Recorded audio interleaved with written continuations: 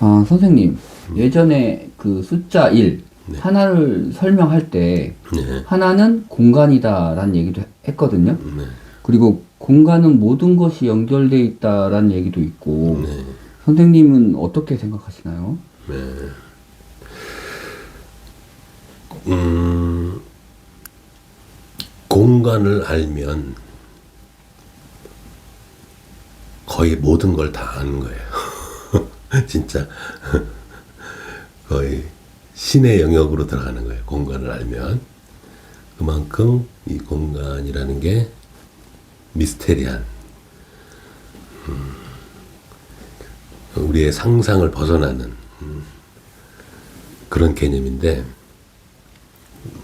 전에도 말씀드렸다시피 이 공간은, 여기서 말하는 공간이라는 게 정의를 이제 다시 한번 드리자면, 우리가 어떤 우주 공간을 봤을 때 그 안에 아무것도 없는 것, 빛조차도 없는 공간을 말하는 거예요. 여기서는 그런 아무것도 없는 공간과 최초로 이제 그 공간에 빛이 이제 만들어진 그 공간의 빛. 그래서 공간과 아무것도 없는 공간과 빛이 이 이원성의 우주를 만드는, 어떻게 보면 이제 재료다라고 우리가 말씀드렸잖아요. 그래서 그 공간 자체는 말 그대로 끊어짐이 없죠. 예. 그리고 대칭성이 있고 균형성이 있고 공평하고 하는데, 이 공간의 특성 중에 하나가 이제 또 쪼그라들 수 있고 펴질 수 있고 하는 그런 특성이 있고, 그런 것들을, 그런 공간의 특성을 이용해서 하나님께서 빛으로 어떤 물질을 만들어서 이원성의 우주를 창조하신 거라고 제가 말씀을 드렸잖아요. 그래서 공간이라고 하는 개념은 일이라고 하는 개념이다. 그래서 우리가 일을 알고 싶으면, 일을 우리가 지금 모든 뭐 과학자를 비롯해서 뭐 종교인들, 철학자, 모든 이제 어떤 그 우주를 알고 싶은, 삶을 알고 싶은 모든 사람의 그 바람이라면 뭐냐면, 이 이원성이 도대체 어떤 법칙으로 돌아가느냐잖아요. 그죠? 근데 제가 말씀드리는 거는, 이원성을 알고 싶으면, 이원성을 보면 해답이 안 나온다. 이원성을 알아야 이원성을 알 수 있다라고 제가 말씀을 드리는 거예요. 이원성만 가지고는 이원성을 알아낼 수 없다. 이론성을 알아야 된다. 근데 그 이론성 중에 공간, 빛이 있다. 그래서 공간과 빛을 이해해야 된다. 근데 이 공간이라고, 제가 이제 그동안 이 법칙을 공부하면서 알아낸 건, 공간이라는 거는 온 우주에 있는 것이고 그 공간에 빛이 있는 거다. 근데 이 공간이라는 게 참 희한한 게, 마치 스펀지처럼 되어 있는데, 그래서 쪼그라들 수 있고 펼 수 있고 하는 그런 특성이 있다. 그런데 이제 그 쪼그라뜨리고 펼 수 있는 건 무엇으로 하느냐? 그게 바로 의식이다. 의식. 의식의 힘이 삼각형이라고 그랬잖아요. 삼각형. 이 삼각형이라고 하는 이 의식이 이 공간을 쪼그라뜨리고 펼 수 있는 그런 도구라고요. 이게 도구. 근데 우리 인간의 의식은 이 약하기 때문에, 이게 삼각형의 힘이 약하기 때문에, 그러니까 전에도 이제 이중슬릿 얘기할 때도 얘기했지만, 어떤 뭐 전자나 이제 이런 소립자 단위의 에너지는 뭉칠 수도 있는 힘이 있지만, 더 큰 것들, 그러니까 뭐 분자라든가 큰 물질은 뭉칠 수가 없다. 약하기 때문에 힘이. 근데 하나님이 이 우주를 만드셨는데 그러면 하나님의 이 의식은 얼마나 파워가 세겠느냐. 말해 뭐 필요 없죠. 그렇죠. 예. 그래서 이 공간에 대해서 이제 말씀을 드린 건데, 그래요. 이 공간에 그러면 특성 중에 이제 그런 균형, 대칭, 균질 뭐 이런 특성도 있고 쪼그라들고 펼 수도 있는데, 이 공간에 어마어마한 에너지가 또 있어요. 공간 자체로. 예, 공간 자체에서. 그러니까 어떻게 보면 이런 표현을 어떻게 하면 될지 모르겠네. 그러니까 우리가 그 채가 있죠. 채. 이렇게 뭐 이렇게 곱게 뭐 채를 친다고 그러죠. 왜 이렇게 거른다고 그러죠. 거름망 같은 거. 그래가지고 이게 우리가 모래를 이렇게 놓고 막 채를 치면 고운 모래만 싹 떨어지고 굵은 모래는 싹 걸러지고, 자, 그 채를 한번 상상해 보자고요. 채. 이게 균질한 크기로 되어 있죠. 이제 그게 이렇게 자세히 보면 뭐 물론 굵은 채가 있고 그러니까 조밀한 채가 있고 하여튼 그 채를 상상해 보시면 그 채 위에다가 우리가 밀가루를 살짝 이제 뿌려요. 살짝 뿌려서 가만히 들고 있으면 뭐 밀가루가 안 떨어지겠죠. 거의 안 떨어져요. 그러다가 우리가 채를 한번 땅 치면 밀가루가 싹 떨어지겠죠. 네. 저는 그걸 빛이 그렇게 만들어지지 않았나 생각돼요.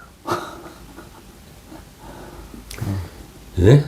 저는 그렇게 상상을 해요. 그러니까 이 공간이라는 건 이 채 같은 거예요. 채의 망 같은 거예요. 예? 균형이 딱 잡혀 있죠. 그 채라는 게. 예? 균질하죠. 그 사이즈도 그렇고 모양도 그렇고. 근데 그 채를 살짝 비틀면 거기서 뭔가 빛이 나온다고요. 빛이 나온다든가 소립자가 나온다든가 뭔가 그러니까 우리가 흔히 말해서, 그러니까 제가 봤을 땐 빅뱅은 아닌 것 같고, 예? 빅뱅은 어떤 한 장소에서 이렇게 폭발해서 퍼졌다 그러는 것 같은데 저는 그게 아닌 것 같고, 우주의 공간에서 하나님이 살짝 비트신 것 같아. 우주 공간을 살짝 비트서 동시에 온 우주에 동시에 빛이, 제가 아까 채를 땅 쳤을 때 그 밀가루가 싹 떨어진 것처럼 동시에 빛이 생겨난 것 같아요. 왜 그 공간을 설명할 때 과거에 생명의 꽃 같은 거, 그리고 인드라망이라고 있거든요. 이 인드라라는 절대 신이 앉은 곳 위에 보면 그물망처럼 있다고 해서 그게 물질을 만드는 거다 어쩌고저쩌고 해요. 그러면 그 사람들도 그거 어떻게든 조금씩은 알고 있었다는 얘기네요. 그러니까 뭔지는 모르지만 메시지를 받은 거예요. 그러니까 그 사람도. 그게 제가 알기로는 아주 거의 원시 시대 때서부터 어떤 원이라든가 삼각형이라든가 뭐 별 모양 뭐 이런 것들의 유적들이 있어요. 실제로. 그래서 제가 지금 말씀드리고 싶은 거는 뭐냐면, 뭔가 이 원시 시대부터 하늘을 바라보고 별을 바라보고, 야, 이게 하루가 어떻게 해가 떴다 졌다, 별이 떴다 졌다, 달이 막 모양이 변하고 이런 걸 봤을 거 아니에요. 야, 그럼 이게 어떻게 굴러가는 거지? 이게 세상이, 이런 의문은 들었을 거라고요. 원시 시대 때서부터도. 그리고 그거에 대한 호기심도 있었고, 생각도 많이 했어요. 야, 도대체 이게 뭐지 하면서 의문을 많이 갖고 알고 싶은 호기심도 있었고, 그러면 뭔가 어떤 그런 메시지를 줄 수 있는 거 아니야? 그리고 원시 시대라고 해도 그때도 영적인 능력이 있었던 사람도 있을 거고, 그런 사람들이 받은 건데, 문제는 이제 해석이 안 되는 거지. 해석이. 그래서 뭐 생명의 꽃이니 뭐 인드라니, 뭐 카발라 뭐 이런 거 있잖아요. 그 생명의 그 세피로트 뭐 이런 그렇죠. 거. 예. 근데 문제는, 그래 받았어. 받았으면 이 자기가 받은 게 모든 곳에 다 적용이 돼? 이걸 한번 따져봐야 된단 말이야 이게. 예? 내가 이러이러한 메시지를 받았는데 이게 모든 곳에 적용이 되냐? 이게 모든 곳에 적용이 돼야 어떻게 보면 이게 진리라 할 수 있는 거잖아요. 근데 내가 받았는데 이게 뭔가 요 한 부분만 설명이 되고 다른 데는 설명이 안 돼. 가령 예를 들어서 지금 모든 말씀하신 것들이 생명이 있고 뭐 세피로드니 뭐니 이런 것들이 과학과는 연결이 안 되죠. 안 되죠. 그냥 단순히 추상적인 예. 개념이죠. 그게 이 물질이 어떻게 생성됐는지 연결이 안 된단 말이에요, 이게. 단지 이게 이렇게 돼 있대. 생명에는 이런 비밀이 있대. 이게 연결이 안 된단 말이에요, 이 과학하고. 그러니까 부분은 다 받을 수 있다, 이게. 제 얘기는 부분적으로는 다 받을 수 있는데 이 부분들을 그 성경의 하이퍼링크 제가 말씀드렸잖아요. 이 부분을 다 조합해서 퍼즐 맞추기 해서 큰 그림을 만들어서 다 조합을 해보니까 이런 방식으로 물질이 만들어졌네까지도 찾아내야 될 거 아니에요. 그래야 이게 최종적으로 비밀이 풀리는 거잖아요. 근데 제가 여태까지 저 나름대로라도 이제 그 비밀을 풀기 위해서 굉장히 노력을 많이 했다고요, 저도. 그래서 안 해본 게 없어요, 저도. 다 해봤는데 결정적으로 매치가 안 돼, 이게 서로. 어느 쪽하고, 과학 쪽하고. 과학의 어떤 그 소립자라든가 그런 이론들 많이, 뭐 촉근 이론도 나오고 막 그러잖아요. 양자역학, 뭐 상대성. 이런 거하고 매치가 안 되는 거예요, 이게. 근데 매치가 돼야 정상이잖아요, 어떻게 보면. 진리인데. 진리는 모든 곳에 통용이 진리면 모든 곳에 다 매치를 해서 이게 다 설명이 돼야 진리지. 한 부분만 설명한다는 건 진리가 될 수가 없잖아요. 한 부분이지. 근데 이게 매치가 되네? 과학에? 그래서 제가 그 법칙에 제가 지금 계속 내보내고 있지만 쿼크라는 게 왜 그 값을 갖는지, 쿼크의 특성이 왜 그런지 제가 원인을 다 말씀을 드리잖아요. 그죠? 저는 그렇게 해서 검증을 한 거예요. 그러니까 이 법칙이 맞네. 양자역학 현상이라든가 질량, 중력, 시간, 그다음에 물질이 어떻게 소립자들이 어떻게 만드는지를 다 설명이 되네 이게. 그래서 이게 내가 찾은 게 맞구나라는 걸 저는 검증을 했다고요. 그러니까 제가 또 검증을 한 게 아무것도 없는 상태에서 검증을 한 게 아니라 그런 자료들을 다 모아본 거예요. 네?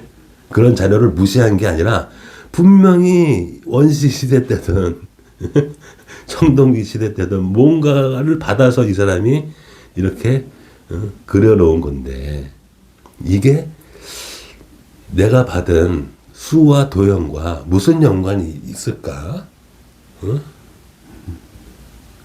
그거예요. 그래서 그런 부분을 제가 인정을 안 하는 게 아니라 말씀하시는 부분을 다 받았어요. 맞아요.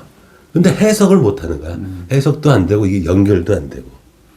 뭐 최근엔 디바인 매트릭스라는 책을 통해서 봤는데 네. 거기서도 그런 개념은 나와요. 선생님이 얘기했던 어떤 공간에 대한 개념. 근데 그냥 개념일 뿐이에요. 그러니까 거기서 끝인 거예요. 이게. 거기가 끝이에요. 이게 계속 다 모아져서 이 개념, 이 개념, 이 개념, 이 개념, 이 개념, 이 개념, 이 개념, 이 개념, 그리고 종교의 개념, 뭐 예술의 개념, 음악의 개념, 수의 개념, 도형의 개념, 이게 다 짬뽕이 돼서 이 모든 게 하나가 되는 그런 큰 개념을 찾아야 된다고요. 그래서 찾은 게 제가 말하는 그런 이게 나윗별의 12의 틀. 그게 하나의 시스템을 만들고 그게 하나의 공간을 쪼그라뜨리는 힘이 있고 그 쪼그라진 공간에 빛이 그 안에서 돌고 있는 게 우리가 생각하는 소립자 물질이구나 라는 거기까지 제가 알게 된 거예요. 정말 근데 아까 빅뱅 이런 얘기 안 하고 어떤 비틀림, 공간의 비틀림으로 이 우주가 창조됐다는 얘기 너무나 가슴에 와닿습니다. 그러니까 우리가 왜 초기 우주 해가지고 사진이 나오잖아요. 예? 복사 에너지 사진 보셨어요? 우주 사진? 거기 보면 온 우주가 거의 비슷한 시기에 비슷한 온도를 띠고 있죠, 거의. 그 조금 알록달록한 건 아주 미세한 온도예요, 그게. 뭐 이렇게 큰 온도 차가 아니라 굉장히 미세한 온도를 표시해 놓은 것 뿐이고 거의 온 우주가 동시에 어떤 하나의 거의 비슷한 온도를 띠고 있다고. 그게 뭐냐면 제가 볼 때는 온 우주의 빛이 한순간에 같이 생겼다는 얘기예요. 그쵸?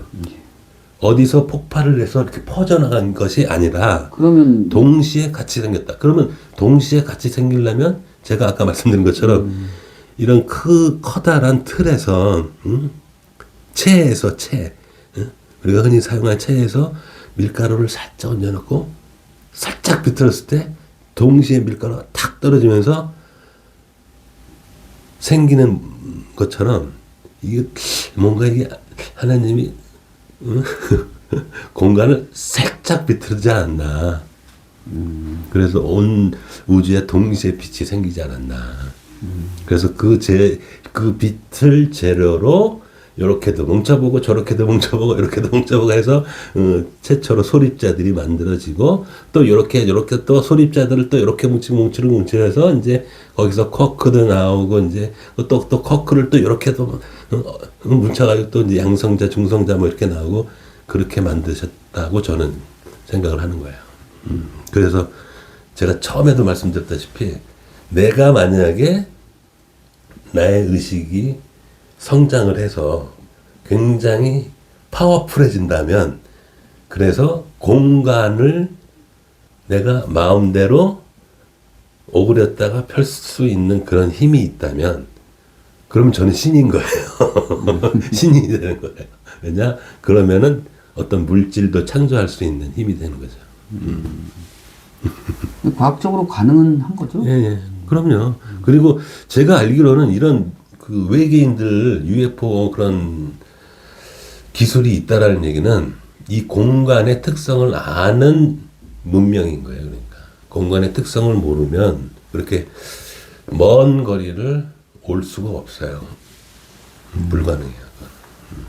잘 들었습니다. 예. 공간. 예.